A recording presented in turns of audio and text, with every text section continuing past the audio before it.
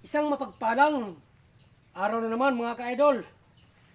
Mayroon akong kunting ibabagi po sa inyo mga ka-idol about po sa itak mga ka-idol. Ito po ay ibabagi ko po sa inyo mga ka-idol sa mga gusto pong matuto po. Sa itak po mga ka-idol, madalas po natin nakikita sa pakiglaban po mga ka-idol, ganun po. Okay. Ito po mga ka-idol na ibabagi ko po sa inyo mga ka-idol, kakaiba po ito mga ka-idol. Dahil dulo po sa patalim po ang una po na tumatama sa kalaban po.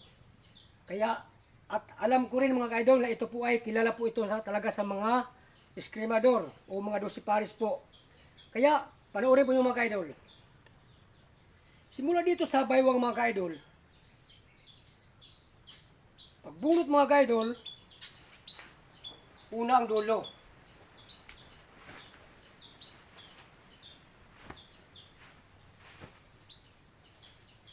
Kaya mga ka-idol, kung mamasdan po natin mga ka-idol, puros po una ang dulo po natatama sa kontra mga ka-idol. Mahirap po ito mga ka-idol sa gupain mga ka-idol. Uulitin ko po, ito pong klaseng atake mga ka-idol, kilala po ito sa mga eskrimador dyan at sa mga dosipares po. Dahil ito po ang tinatawag po mga ka-idol na harabas na attack mga ka-idol. Una ang dulo.